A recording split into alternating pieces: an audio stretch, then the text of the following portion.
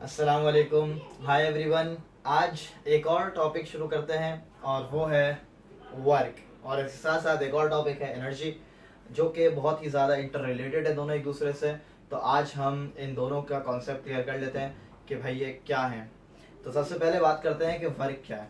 देखो, वर्क के हवाले से याद रखिएगा कि मैकेनिक्स में जो इसकी डेफिनेशन बनती है वो ये बनती है कि अगर मेरे पास एक ऑब्जेक्ट है और मैं उसके ऊपर कोई फोर्स अप्लाई करता हूँ और फोर्स अप्लाई करने के नतीजे में वो ऑब्जेक्ट कुछ डिस्प्लेसमेंट कवर कर लेता है, तो हम कहते हैं कि वो ऑब्जेक्ट ने क्या किया है, कुछ वर्क किया है। दोबारा से बोल रहा हूँ, कोई भी ऑब्जेक्ट है, मैंने उस पर फोर्स अप्लाई की, फोर्स अप्लाई करने के नतीजे में उसने कुछ डिस्प्लेसमेंट कवर कर ली, तो हम कहेंगे कि उस ऑब्जेक्ट के ऊपर क्या हो गया भाई, वर्क हो गया। क्या वर्क की कोई डायरेक्शन होगी? तो इसके हवाले से याद रखिएगा कि वर्क डन जो है ना, ये जो वर्क है, इसके लिए एक इम्पॉर्टेंट पॉइंट ये है कि ये mode of transfer of energy है। यानी जब हम किसी ऑब्जेक्ट पे वर्क करते हैं तो हम बेसिकली उसके अंदर एनर्जी ट्रांसफर कर रहे हैं।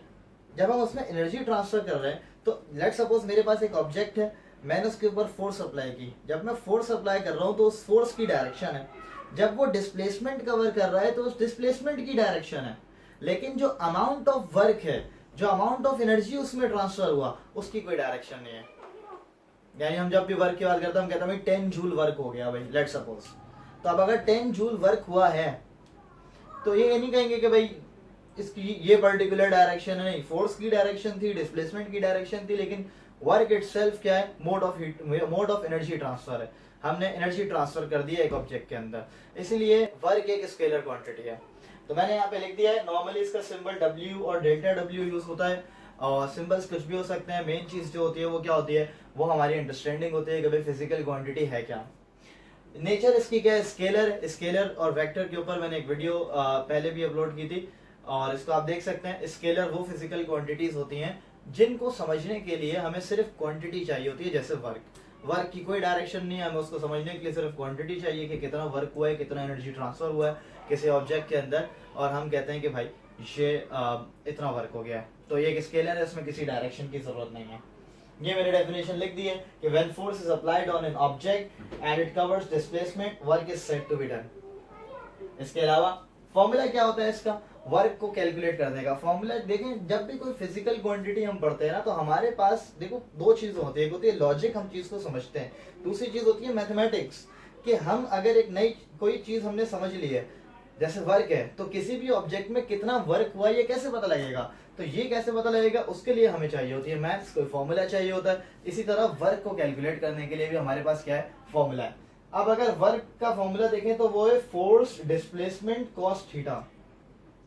लेट सपोज ये मेरे पास ये एक ऑब्जेक्ट है और मैंने इसके ऊपर एक किसी पर्टिकुलर एंगल में फोर्स अप्लाई की है, तो फोर्स अप्लाई करने पर जाहिर है कि वो मूव करेगा आगे। तो ऑब्जेक्ट ने लेट सपोज इस तरफ कोई डिस्प्लेसमेंट कवर की है, तो अभी फोर्स और डिस्प्लेसमेंट के दरमियान जो एंगल है वो बेसिकली यहाँ पर है थीटा। कॉस तो ट्रिग्नोमेट्रिक फंक्शन है, तो वर्क डन का फॉर्मूला क्या है, F D cos theta. F यहाँ पे फोर्स है, डी यहाँ पे डिस्प्लेसमेंट है, और थीटा जो है वो फोर्स और डिस्प्लेसमेंट के दरमियान का एंगल है। ये भी मैं किसी दिन वीडियो अपलोड करूंगा कि ऐसे कौन से एंगल्स हैं, क्या हम रिलेशन रखते हैं एंगल्स के फोर्स और डिस्प्लेसमेंट के दरमियान, कि हमें मैक्सिमम वर्क डन मिले और या मिनिमम वर्क डन मिले। किन केसेस में वर्क डन मिनिमम हो सकता है, किन केसेस में हम एंगल को कैसा पुट करें कि वर्क डन मैक्सिमम हो जाए, या एक और केसेस का स्पेशल जो कि नेगेटिव वर्क डन है। तो ये हम किसी और दिन डिस्कस करेंगे। तो फिलहाल जो बेसिक फॉर्मूला है ये मैंने बिल्कुल सामने लिख दिया है। एक और टर्म इसकी वेक्टर की फॉर्म में होती है, वो किसी दिन जब हम वेक्टर्स पढ़ोगे, वेक्टर्स की डिटेल में, तो मैं उसको बताऊंगा। यूनिट क्या है इसका, अगर फोर्स और डिस्प्लेसमेंट को देखते हैं तो फोर्स का यूनिट क्या होता है, न्यूटन। डिस्प्लेसमेंट का यूनिट क्या है, मीटर, न्यूटन मीटर। जब हम वर्क और एनर्जी की बात करते हैं तो इक्विवेलेंट होता है किसके, जूल्स के। जे भी लिख सकते हैं, एसआई यूनिट होता है ये जूल्स।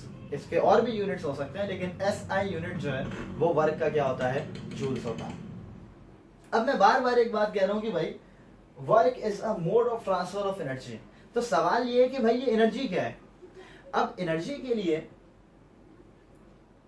एक मिसाल इस तरह से लेते हैं, जैसे लेट सपोज मेरे पास कोई गाड़ी है जो कि इंजन कंबस्शन इंजन है, जो कि फ्यूल पे चलती है, यानी पेट्रोल पे चल सकती है, डीजल पे चल सकती है, या सीएनजी पे चल सकती है।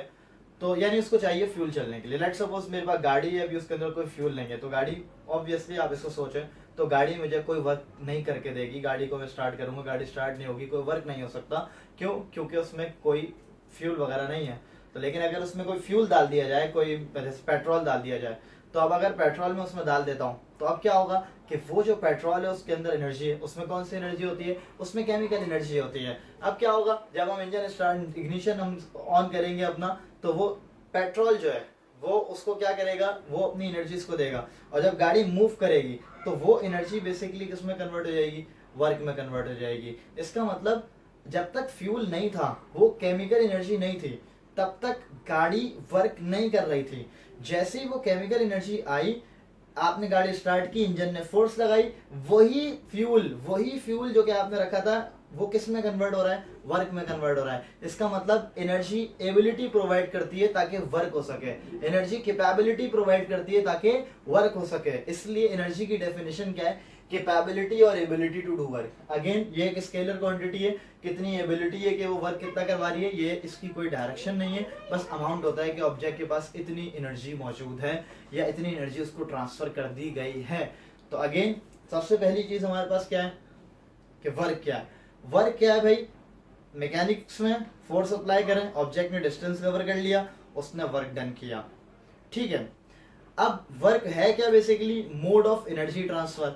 जब तक एनर्जी नहीं होगी वर्क का कोई काम नहीं है, और जब तक वर्क नहीं होगा एनर्जी ट्रांसफर नहीं हो सकती। सही है? तो फोर्स लगने से पहले एनर्जी होती है, और फोर्स लगने के बाद वो एनर्जी हम ट्रांसफर कर देते हैं थ्रू वर्क।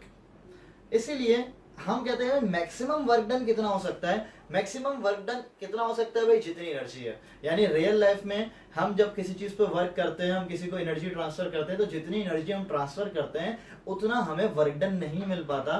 क्योंकि लेट्स सपोज अगर मैं गाड़ी की बात करूं तो फ्रिक्शन है, फ्रिक्शन की वजह से हीट लॉस होता है, एनर्जी लॉसेस होते हैं, हमारे पास एयर रेजिस्टेंस होती है, ड्रैग फोर्स कहलाती है, उसकी वजह से लॉसेस होते हैं। तो हम जो जितना इनपुट हम दे रहे हैं एनर्जी का, हमें आउटपुट में उतना वर्क नहीं मिल रहा है, कुछ लॉसेस की सूरत में जाया हो रहा होता है। लेकिन आइडियल सिचुएशन अगर मैं कह दूं कि भाई आइडियली याद रखिएगा कि भाई मैक्सिमम जो कंडीशन है वो क्या है कि जितनी एनर्जी देंगे उतनी ही एबिलिटी ऑब्जेक्ट में आएगी, उतना ही वर्क हो सकता है, उससे ज्यादा तो पॉसिबल ही नहीं है मैक्सिमम।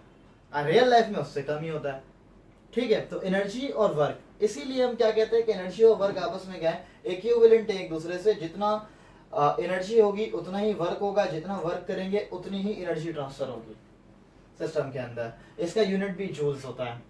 स्केलर क्वांटिटी है, ई से रिप्रेजेंट करते हैं। मैकेनिक्स के अंदर हम कहते हैं कि भाई अगर किसी भी सिस्टम की काइनेटिक एनर्जी और पोटेंशियल एनर्जी को सम अप कर दिया जाए तो वो उस सिस्टम की टोटल एनर्जी होती है। तो किसी दिन मैं ये भी डिस्कस करूंगा कि भाई एनर्जी की कितनी टाइप्स होती हैं, और मैकेनिकल एनर्जी की भी कुछ टाइप्स, जैसे मैंने काइनेटिक एनर्जी की बात की, पोटेंशियल एनर्जी की बात की। तो अभी बहुत कुछ है हमारे पास पढ़ने के लिए। इंशाल्लाह देखते रहें, मैं इसी तरह चीज़ें अपलोड करता रहूँगा। बाय, अल्लाह हाफिज़।